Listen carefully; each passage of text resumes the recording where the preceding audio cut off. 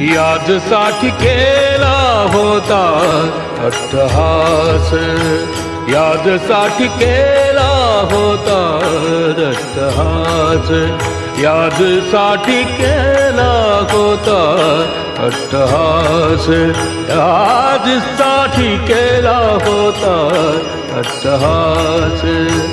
शेवटचा दिस गोड व्हावा, शेवटचा दिस गोड व्हावा, यादसाठी केला होता अट्टहास, यादसाठी केला होता अट्टहास, यादसाठी केला होता अट्टहास, यादसाठी केला होता अट्टहास.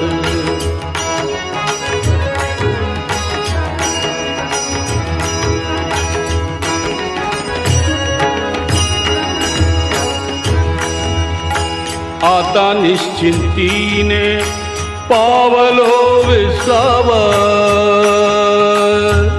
विसावा, विसावा. आता निश्चिंतीने पावलो विसावा.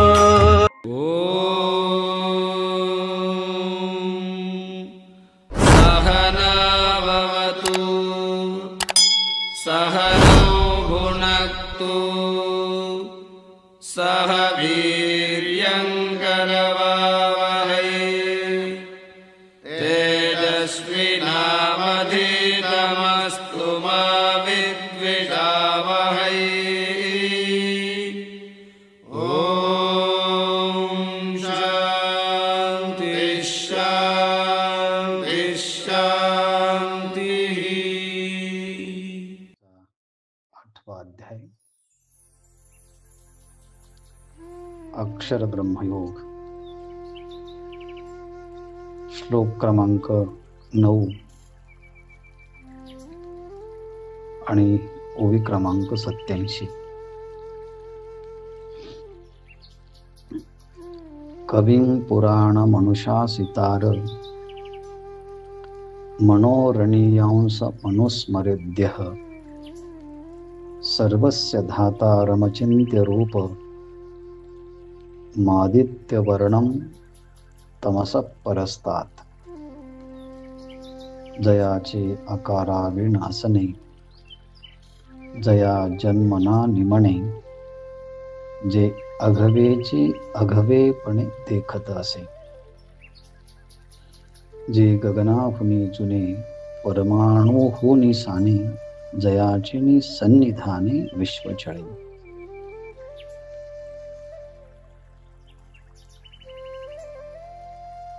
संयमित अंतःकरणाचा पुरुष साधक जिज्ञासू प्रयाण काळाच्या वेळेस भगवंताचे कसं स्मरण करतो याचा विचार चाललेला आहे. हा पुरुष भगवंताचं चिंतन कसा करून ठेवतो, भगवंत कसा आहे, अनुस्मरेद्यः त्या परमपुरुषाचं तो स्मरण करतो, चिंतन करतो, ध्यान करतो. तो परमात्मा कवी आहे, क्रांतदर्शी आहे. तिन्ही काळाचं ज्या परमात्म्याला ज्ञान आहे तो परमात्मा पुराणम म्हणजे सगळ्या सृष्टीच्या अगोदरचा एवढा तो जुना आहे.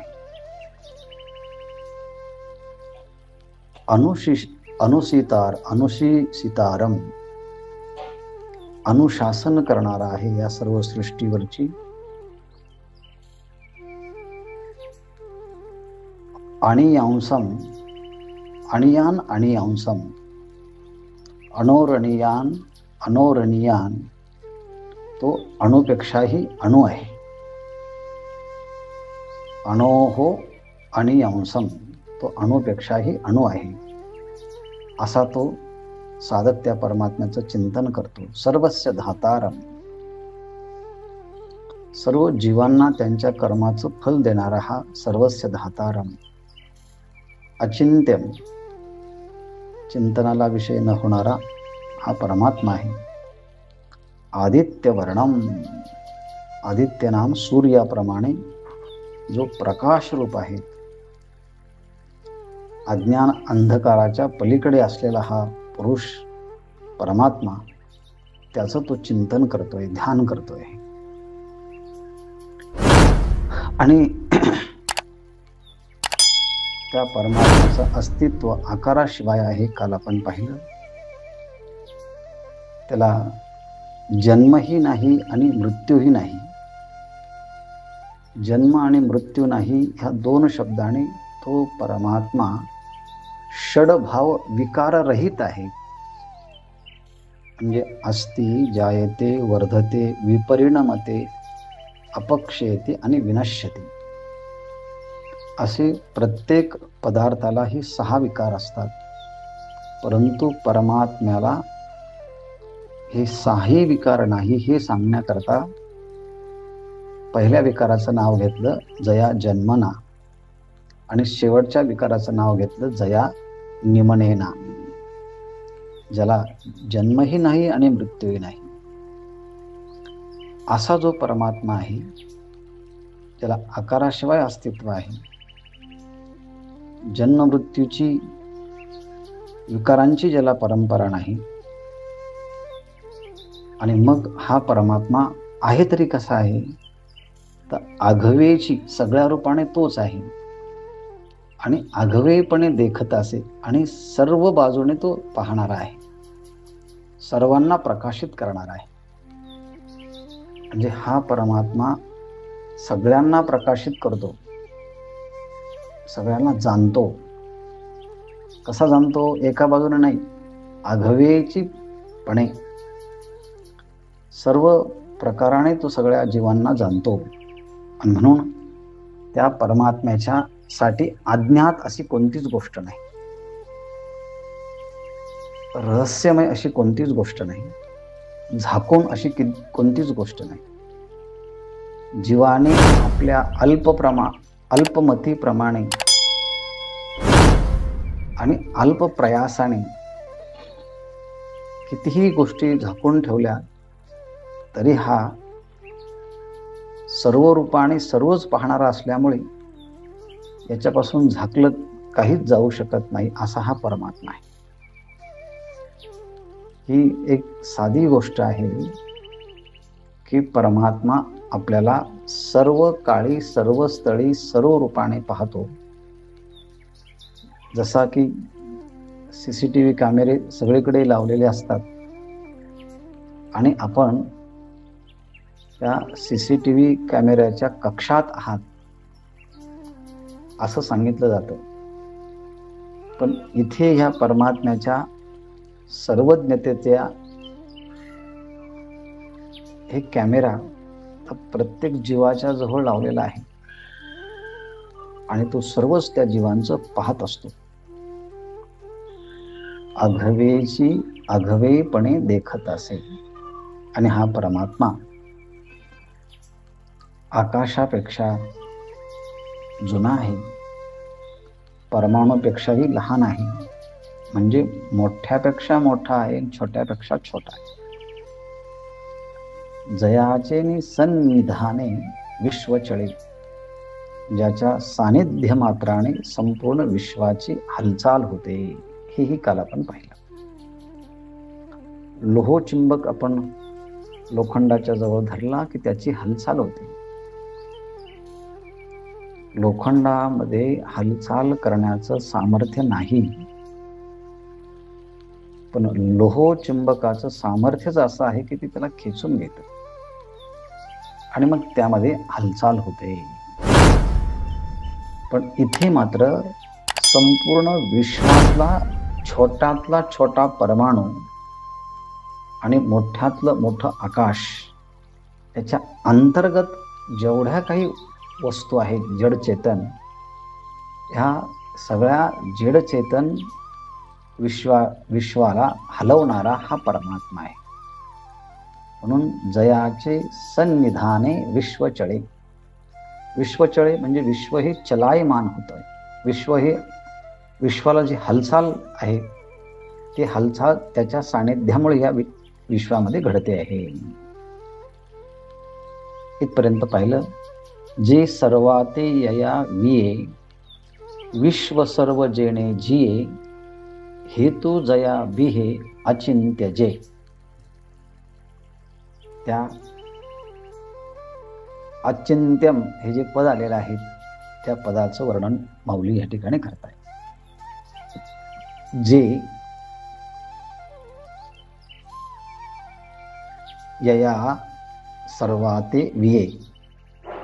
जे म्हणजे जे चेतन तत्व की जे तत्व की जे आकाराशिवाय त्याला अस्तित्व आहे, ज्याला षडविकार नाही, सर्व रूपाने सर्व जगाला जे पाहतं, आकाशापेक्षाही मोठं, परमाणूपेक्षाही छोटं आणि ज्याच्या सानिध्याने विश्व हे चलायमान आहे, विश्वाच्या ठिकाणी गती आहे, असे जे तत्व आहे ते तत्व कसं आहे म्हटले. जे सर्वा ते यया विये. जे यया सर्वा ते विये. संपूर्ण जगताच्या उत्पत्तीला कारण कोण असेल तर ते चेतन तत्व आहे. ते चेतन तत्व कसं आहे. अभिन्न निमित्तोपादान कारण असं त्या परमात्म्याच्या बाबतीमध्ये एक विशिष्ट शब्दाचा प्रयोग केला जातो. अभिन्न निमित्तोपादान कारण. याचा अर्थ अनेकदा आपण पाहिला आहे. म्हणून परमात्म्याने अधिष्ठान सत्ता स्फूर्ती दिल्यानंतर प्रकृती ही सगळं निर्माण करते, पण प्रकृतीलाही आधार हा चैतन्याचाच आहे. म्हणून खऱ्या अर्थानं हा आहे म्हणूनच प्रकृती संपूर्ण चराचर सृष्टीला निर्माण करते. पण खरं कारणत्व ह्या परमात्म्याकडे असल्यामुळे हाच सर्व विश्वाला मायेच्या द्वारे निर्माण करण्याकरता कारणीभूत होतो.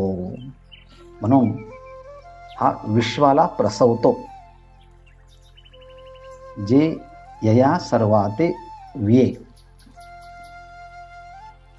अच्छा, म्हणजे संपूर्ण सृष्टी त्या चेतन तत्वापासून आहे. हा चेतन कारणवादाचा सिद्धांत ज्ञानेश्वर महाराज इथे स्वीकारतात. बर, ज्याने विश्व निर्माण केलं मग तो ह्या विश्वापासून वेगळा झाला का? नाही. विश्व सर्व जेणे जिये. जेणे सर्व विश्व जिये. ज्याच्यामुळेच संपूर्ण विश्व जे आहे ते जगत आहे, अस्तित्वात आहे.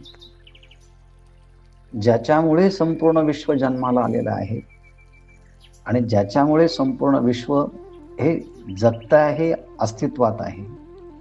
म्हणून जेणे सर्व विश्व जे, ज्याच्यामुळे संपूर्ण विश्व हे जगतं, जगण्याला सुद्धा कारणीभूत हा परमात्माच आहे. उत्पत्तीलाही कारणीभूत हा परमात्माच आहे. म्हणजे लाटेच्या उत्पत्तीला कारण पाणी आणि लाटेच्या अस्तित्वालाही कारण पाणी. पाण्यामुळेच लाटेचा तरंगाचा जन्म आणि अस्तित्व सुद्धा लाटेमुळेच आहे. ह्याप्रमाणे जे यया म्हणजे जे ह्या सगळ्या विश्वाला निर्माण करतात, जे ह्या संपूर्ण विश्वाला जगण्यासाठी अधिष्ठान होतं आणि हेतू जया बिहे अचिंत्य जे. हेतू जया बिहे अचिंत्य जे. कोणत्याही वस्तूच्या सिद्धीसाठी अनुमान प्रमाण लागतं आणि ते अनुमान प्रमाणामध्ये हेतू साध्य सिद्ध करत असतो. हेतूच्या द्वारे साध्य सिद्ध करण्याची प्रक्रिया या अनुमान प्रमाणामध्ये सांगितली. त्या डोंगरावरती धूर आहे, त्या धुराच्या वरून डोंगरावर अग्नी असला पाहिजे असं आपण अनुमान करतो. म्हणजे अनुमान डोंगरावरती अग्नी आहे आपण पाहिलं नाही, पण डोंगरावरती धूर आहे आपण पाहिलं. म्हणजे धूर हा हेतू आहे, अग्नी तिथे आहे हे सिद्ध करण्यासाठी. दुसऱ्या भाषेमध्ये डोळ्याने प्रत्यक्ष हेतुरूप असणारा धूम त्याच्याद्वारे प्रत्यक्ष न दिसणाऱ्या अग्नीची आपण सिद्धी करतो. आणि म्हणून त्या धुमाने अग्नीची सिद्धी केली, म्हणून त्या धुमाला म्हणजे धुराला म्हणायचं हेतू, आणि ज्याची सिद्धी केली त्याला म्हणायचं साध्य. हे त्या प्रमाणातली परिभाषा आहे. हेतू हा साध्य सिद्ध करत असतो, आणि हेतूने साध्य कुठे सिद्ध केलं ती जागा आहे त्याला पक्ष असं म्हणतात. म्हणजे पर्वत हा पक्ष आहे, धूम हा हेतू आहे, अग्नी हे साध्य आहे. आणि मग तुम्ही कसं काय सिद्ध केलं? म्हटलं जिथे धूम असतो तिथे अग्नी असतो, हा नियम सांगितला. यत्र यत्र धूमः तत्र तत्र वह्निः. जिथे धूम असतो तिथे वन्य असतो असं उदाहरण सांगा. म्हटले स्वयंपाकघर यथा महानसः.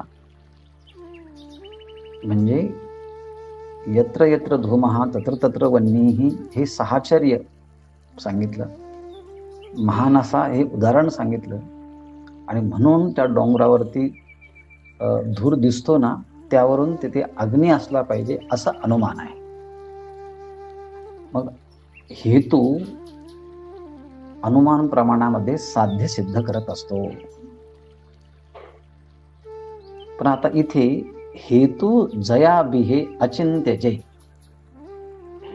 हेतूने व्यवहारामध्ये साध्य सिद्ध करता येतं, पण ह्या परमात्म्याच्या अस्तित्वाची सिद्धी करण्याकरता हेतू घाबरतो. कारण हेतू प्रत्यक्ष दिसत असतो आणि त्या हेतू साध्यला सिद्ध करतो. पण आता ज्या हेतूने साध्य सिद्ध करायचं आहे त्या हेतूला साध्य सिद्ध करता येत नाही.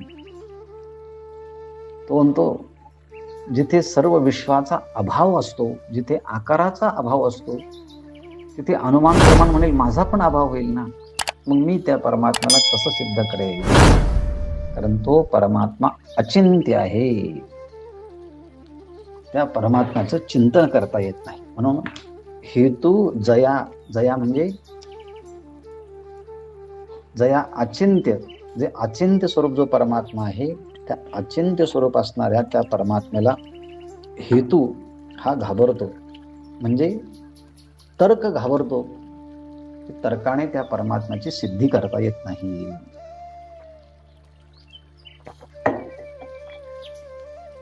का हो म्हटले?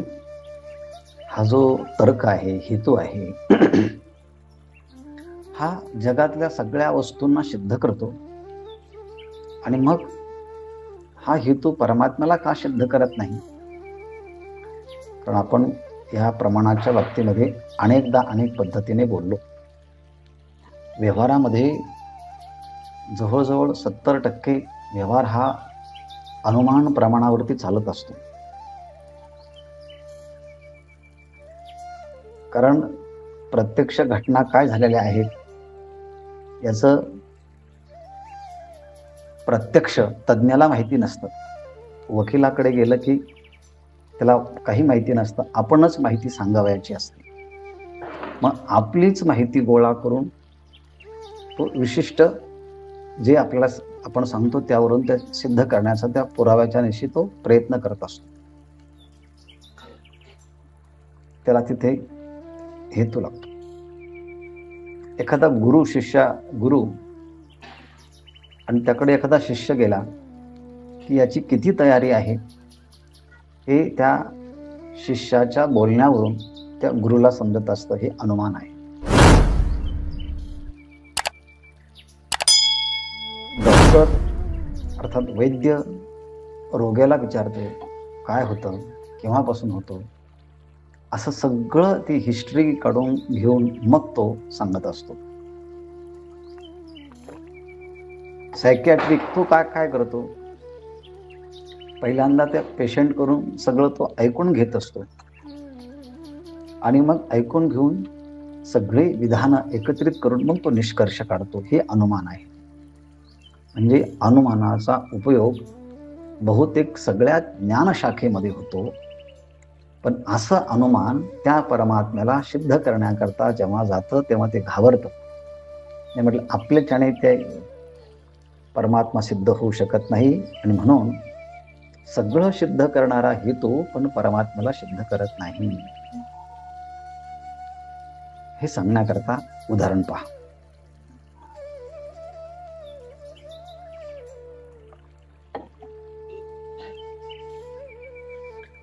देखे ओळंबा इंगळी न चरे, तेजी तिमिर न शिरे, जे देहाची अंधारे चर्मचक्षुषी. 3 गोष्टी सांगितल्या आहेत. ओळंबा म्हणजे वाळवी. वाळवी पुस्तकाला लागते, वाळवी झाडाला लागते आणि ती जर लागली ज्याला लागते त्या संपवून टाकते. पुस्तकाला वाळवी लागली तर ते पुस्तकाची पानं एकदम जीर्ण होतात. अशी वाळवी ज्याला लागते त्याचं जीवन संपवून टाकते. पण अशी वाळवी सगळ्यांना जरी लागत असली परंतु तिचं चालणं, तिचं पोचणं, तिचा प्रभाव कुठे होत नाही म्हटले. इंगळी न चरे. चरचरती म्हणजे चालणे हा संस्कृत शब्द आहे. पण ज्ञानेश्वर महाराजांनी तो तसाच संस्कृत शब्द मराठीमध्ये आणला. देखे म्हणजे तुम्ही पहा बरा, अनुभव घ्या. वाळवी विस्तावावरती कधी चाल करत नाही. सगळीकडे ती वाळवी लागते. पण ओळंबा इंगळी म्हणजे विस्तावाच्या ठिकाणी न चरे म्हणजे चाल करत नाही. समजा विस्तावावरती ती वाळवी गेली तर काय होईल, जळून जाईल. म्हणून ती घाबरते. आपलं अस्तित्वच तिथे समाप्त होणार आहे. म्हणून वाळवी विस्तवावरती चाल करत नाही, जात नाही, त्याला लागत नाही. अर्थात तिचा प्रभाव तिथे होत नाही. दुसरं उदाहरण दिलं आहे. तेजी. तेज म्हणजे प्रकाश. तेजी म्हणजे प्रकाशाच्या ठिकाणी. तिमिर म्हणजे अंधार. न शिरे म्हणजे प्रवेश करत नाही. एखाद्या गुहेमध्ये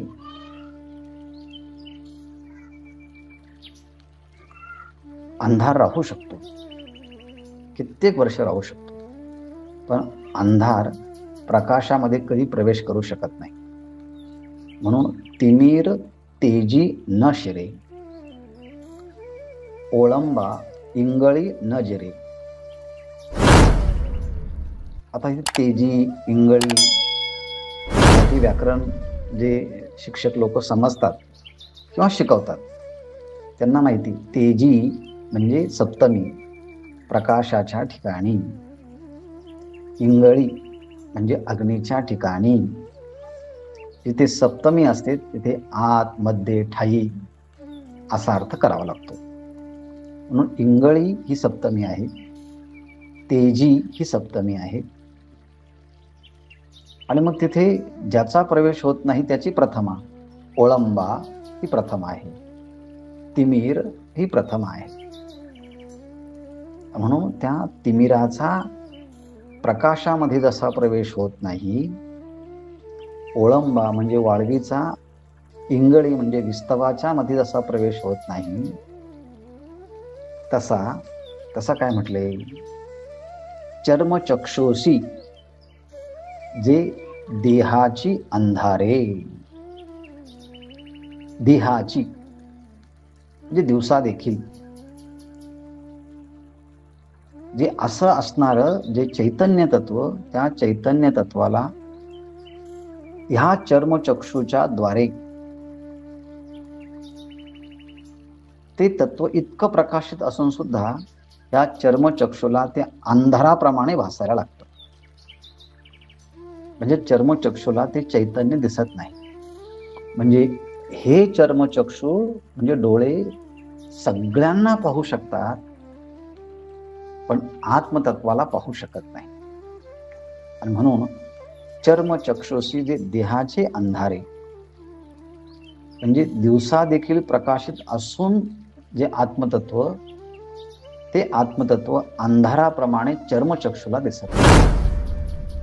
कारण डोळे फक्त स्थूल वस्तूला पाहतात, सूक्ष्म वस्तूला पाहत नाही. त्याचप्रमाणे काही प्रतिबंध आला तरी डोळ्यांना दिसत नाही.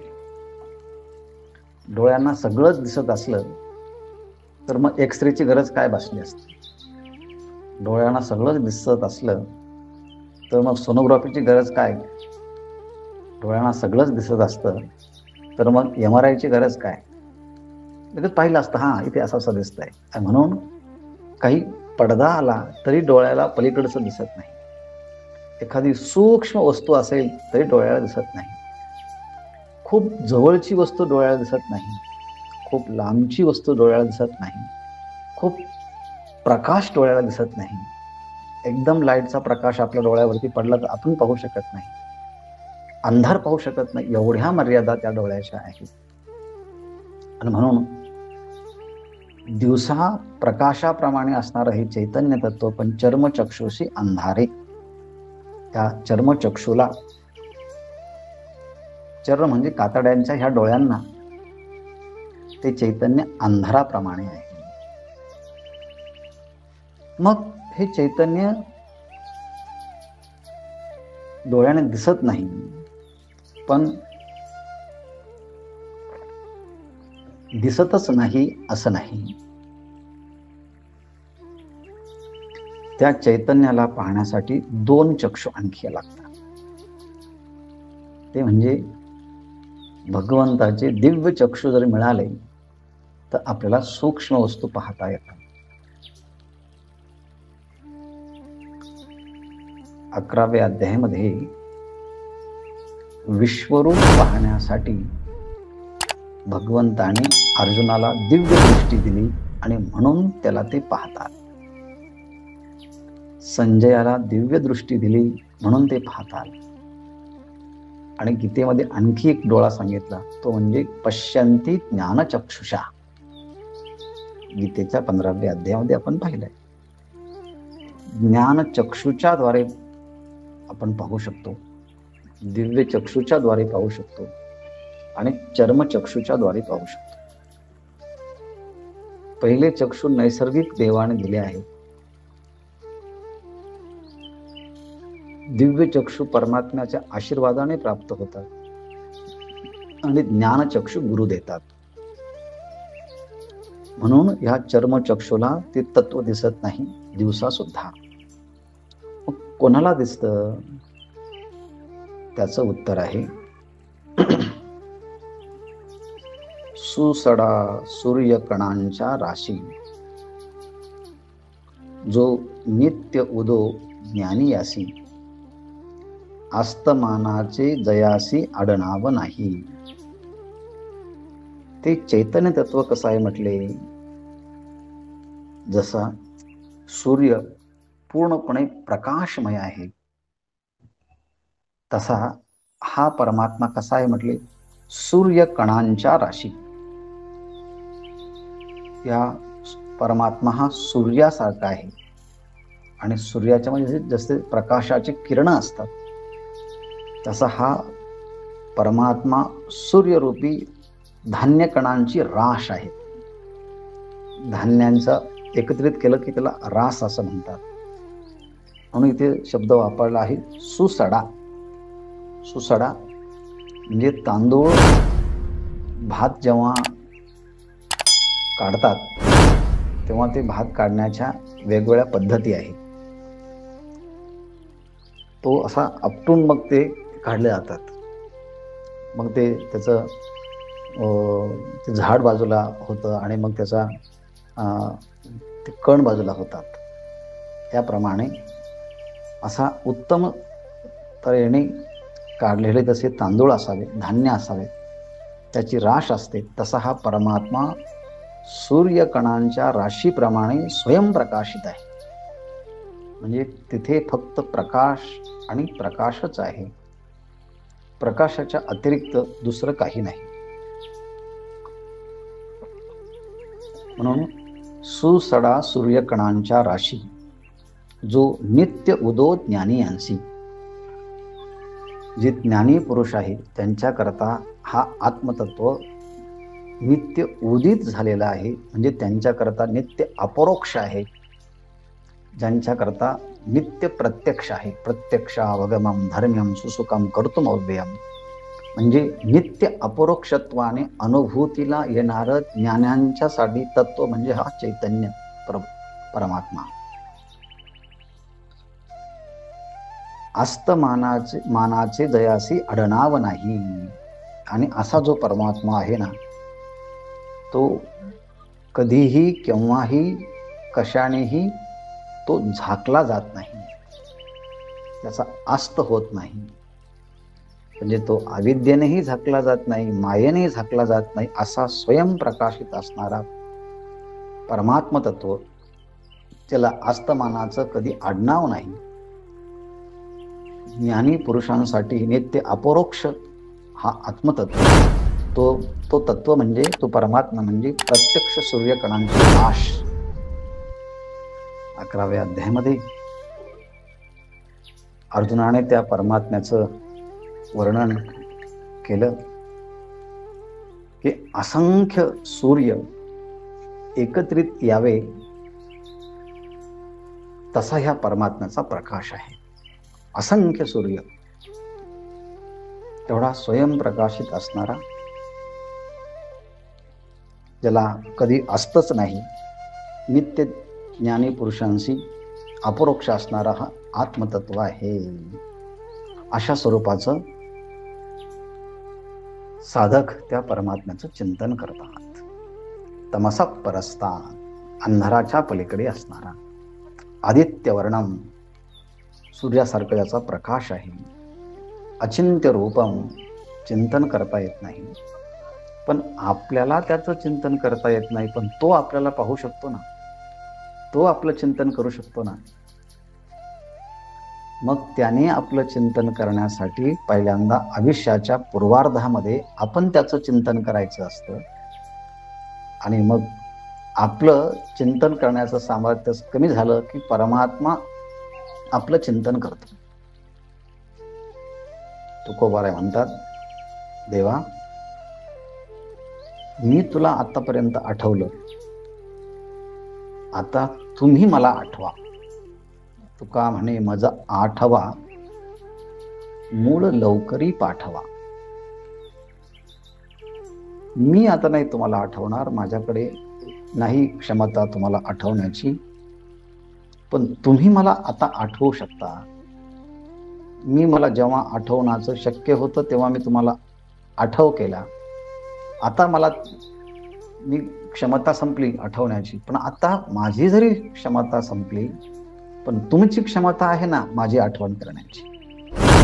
आणि म्हणून परमात्मा त्याची आठवण करतात, चिंतन करतात. एवढा मोठा महिमा ह्या परमात्म्याच्या चिंतनाचा आहे. असा तो परमात्मा, असा संयमित अंतःकरणाचा साधक त्या परमात्म्याचं आधीच असं चिंतन करून ठेवतो ध्यानाच्या माध्यमातून.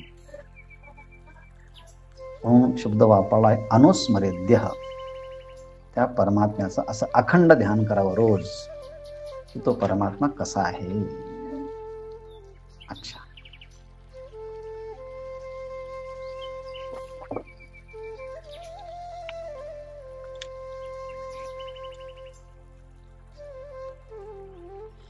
प्रयाणकाले मनसाचलेन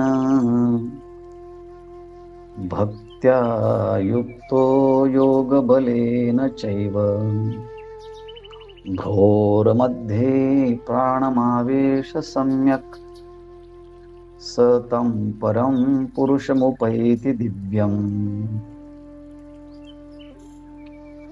बघा, प्रयाण काले म्हणजे मृत्यूकाले, त्या मृत्यूच्या समयी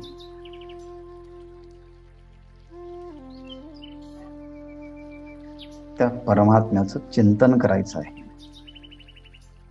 कशाने करायचं? मनसा, मनाने चिंतन करायचं.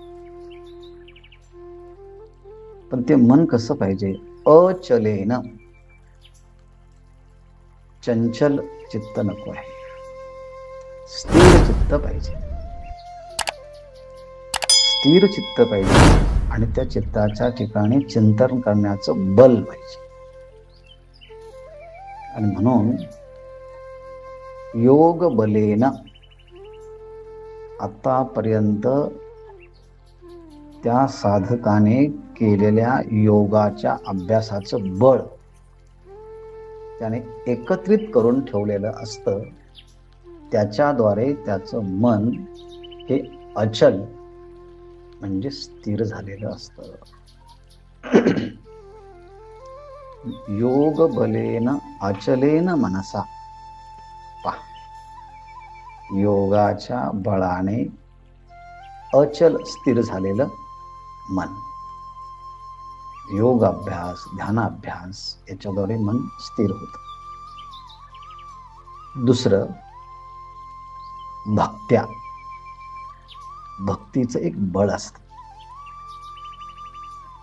परमात्म्याची केलेली निष्काम सेवेचं एक बळ असते. मग योग बलेन युक्तः, त्याचं मन योग बलाच्या द्वारे युक्त झालेलं असतं, जोडलेलं असतं. भक्त्या युक्तः, भक्तीच्या द्वारे ते मन युक्त झालेलं असतं. म्हणजे भक्ती आणि योग याने ते मन स्थिर झालेलं असतं. अशा अचलेन मनसा प्रयाण काले, प्रयाण काळाच्या वेळेस मागे सांगितल्याप्रमाणे त्या परमात्म्याचं चिंतन ते स्थिर मन करतं. मग शेवटी असा प्रसंग येतोच ना, जेव्हा प्राणोत्क्रमण करावं लागतं तेव्हा काय होतं? भ्रोर मध्ये, दोन्ही भोयांच्या मध्ये, भ्रोह मध्ये, इथं मध्ये आज्ञाचक्र असं म्हणतात, भ्रोह मध्ये सम्यक प्राणम आविष्य, योग प्रक्रियेच्या द्वारे यथार्थ पद्धतीने त्या प्राणाचं उत्क्रमण करून ते इथे भ्रुकुटीच्या मध्ये स्थापित केला जातो. सम्यक प्राणम भ्रोह मध्ये आविष्य, दोन्ही भ्रुकुटीच्या मध्ये त्या प्राणाला आणून सतप परम दिव्यम पुरुषम उपैति, आणि अत्यंत सावधानतेने स्थिर त्या प्राणाला करून अशा दिव्य परम पुरुषाला तो प्राप्त होतो. म्हणजे इथेच प्राणाला आणून इथेच त्या परमात्म्याच्या स्वरूपात तो प्राण विलीन करून देतो. असे योगी लोक, भक्त लोक, ज्ञानी लोक त्यांच्या प्राणाचं उत्क्रमण करत असतात.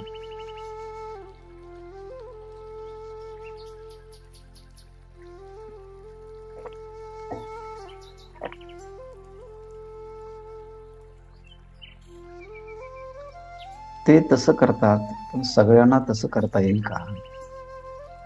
त्याकरता अभ्यास करावा लागेल. म्हणून म्हणे ज्ञानेश्वर महाराज त्याचं स्वरूप सांगतायत. तया अव्यंग वाणीया ब्रह्माते प्रयाण काले प्राप्ते जो स्थिरावलेनी चित्ते जाणोनी स्मरे. आता बघा, आपण वाचताना असं वाचलं, अर्थ करताना आपण कसं करूया? प्रयाण काले प्राप्ते, प्रयाण काल प्राप्त झाला असताना स्थिरावलेनी चित्ते, योग आणि भक्ती ज्ञान यांच्याद्वारे या चित्ताला एक प्रकारचं सात्विक बल प्राप्त होऊन ते चित्त स्थिर झालं आहे. त्या स्थिर चित्ताने काय करायचं? तया अव्यंग वाणीया ब्रह्मा ते जाणोनी स्मरे. त्या स्थिर चित्ताने काय करायचं? ब्रह्मा ते स्मरे, ब्रह्माचं स्मरण करायचं, म्हणजे परमात्म्याचं स्मरण करायचं. पण परमात्म्याचं स्मरण कसं करायचं आहे? जाणोनी स्मरे.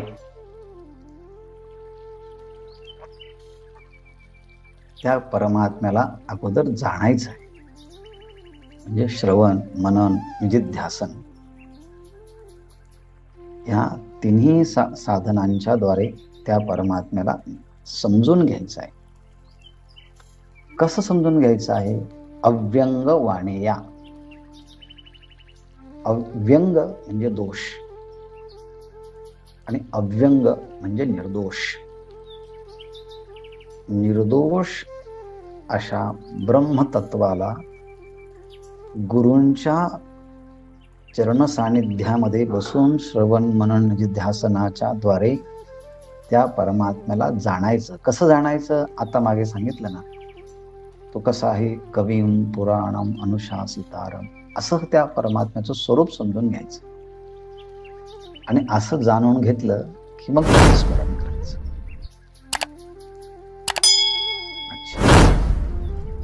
आणि मग स्मरण करता करता प्राण त्या परमात्म्याच्या मध्ये समर्पित करायचे, प्राणोत्क्रमण करायचे. मग त्यासाठी शरीर कसं ठेवायला पाहिजे? उदाहरण देत आहेत. बाहेर पद्मासन रचोनी, उत्तराभिमुख बैसोनी, जीवी सुख सुनी कर्मयोगाचे. पहिल्यांदा उत्तराभिमुख बैसोनी, उत्तर दिशेला आपलं मुख करायचं. तसं ज्ञानेश्वर महाराजांची समाधी ही उत्तराभिमुख आहे, म्हणजे उत्तर दिशेला मुख करून आहे. आणि तेही समाधीला बसताना बाहेर पद्मासन रचोनी, त्याने सुद्धा पद्मासन भीममुद्रा लावली, पद्मासन घातलं, असं वर्णन समाधीच्या मध्ये आहे. बाहेर पद्मासन रचोनी, उत्तराभिमुख बैसोनी. आणि आतापर्यंत आयुष्यभर जो निष्काम कर्मयोग केला, त्या निष्काम कर्मयोगाचे आपल्या अंतःकरणामध्ये सुख सुनी, हे निष्काम कर्माच्या द्वारे जे काही पुण्य प्राप्त झालं, जे सुख प्राप्त झालं, ते सुख आपल्या अंतःकरणामध्ये ठेवत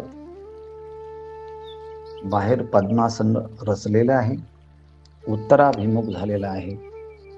आणि मग अशा वेळेस आत मिनलेनी मनोधर्मे, स्वरूप प्राप्तीचेनी प्रेमे, आपे आप संभ्रमे मिळावया. मग हे सगळं केलं, मग आत आपल्या अंतःकरणामध्ये, हृदयामध्ये मिनलेनी मनोधर्मे, मन आणि मनाचा धर्म आहे संकल्प विकल्पात्मक. पण आता ते मन कसं आहे? मिनलेनी, ते आपल्या स्वरूपामध्ये, परमात्म्याच्या स्वरूपामध्ये ते आता एकरूप झालं आहे. स्वरूप प्राप्तीचे नि प्रेमी, आता स्वरूपाशी ऐक्य होण्याकरता त्या परमात्म्याशी ते मन एकरूप झालं. स्वरूपाच्या प्राप्तीचं एक प्रकारचं प्रेम उत्पन्न झालं. आणि आपे आप संभ्रमे मिळावया, आणि आपोआप अतिशय घाईने ते मन सुद्धा परमात्म स्वरूपाशी एकरूप व्हायला तयार होतं. मग असं जेव्हा होतं तेव्हा तो योगी काय करतो आहे, आपल्याजवळ असंख्य नाड्या जरी असल्या तरी इडा, पिंगला आणि सुषुम्ना अशा 3 नाड्या असतात. तेव्हा हा काय करतो योगी, आकळलेनी योगे, योग जो आपल्या स्वाधीन त्याने केलेला असतो अभ्यासाच्या द्वारे, अष्टांग योग, त्यातून इडा, पिंगला आणि मध्येच वाहणारी सुषुम्ना नाडी आहे तिथे प्राणाचं संक्रमण करतो. मध्य मार्गे त्या सुषुम्ना नाडीच्या द्वारे त्या प्राणाचं उत्क्रमण खालून तो वरती करतोय. कुठून करतोय? अग्निस्थानावने निघे ब्रह्मरंध्रा, इथे ब्रह्मरंध्र आहे. आणि अग्निस्थानावने असं म्हणताना नाभिस्थानापासून तर ब्रह्मरंध्रापर्यंत हा प्राणवायू तो वरती खेचतोय. कशाच्या द्वारे? आकळलेनी योगे, योगाने त्याचं चित्त आकलन झालेलं आहे, योगाने वश झालेलं आहे. अर्थात योग प्राप्ती त्याच्या हातात आहे, सामर्थ्य आहे. त्याच्याद्वारे सुषुम्ना नाडीच्या माध्यमातून अगदी नाभीपासून तर अगदी ब्रह्मांडापर्यंत म्हणजे सहस्रार चक्रापर्यंत वर जाण्याच्या ह्या हेतूने तो प्राणाचं संक्रमण वरती उत्थित करतो. आकळेने योगे मध्य मार्गे अग्निस्थानावर निघे ब्रह्मरंध्रात जाण्याकरता निघतात. तो प्राणवायू. छोटस उदाहरण सांगतो पण काही इथे. मामासाहेब दांडेकर, त्यांचे गुरु जोग महाराज, ते हॉस्पिटलमध्ये पुण्यामध्ये होते.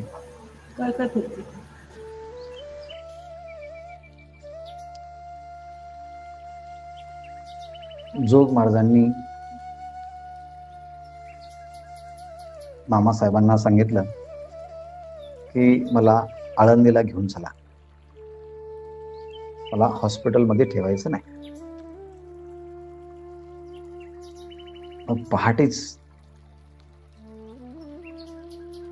घोडागाडी त्या काळात होती, त्या बग्गीमध्ये जोग महाराजांना बसवलं आणि पहाटेच ती गाडी निघाली आणि नदीच्या पुलावरून ती गाडी आली.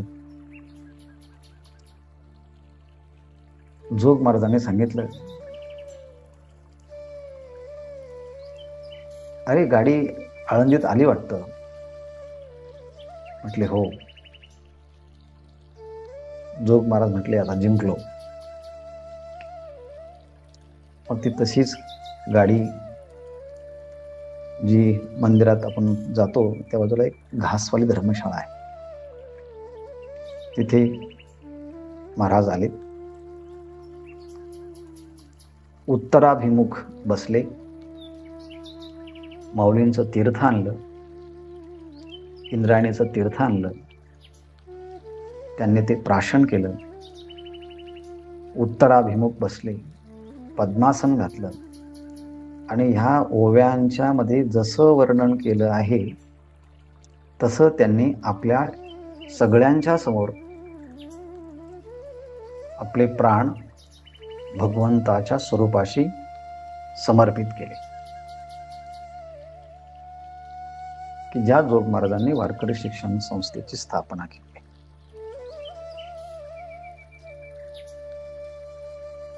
परवा मी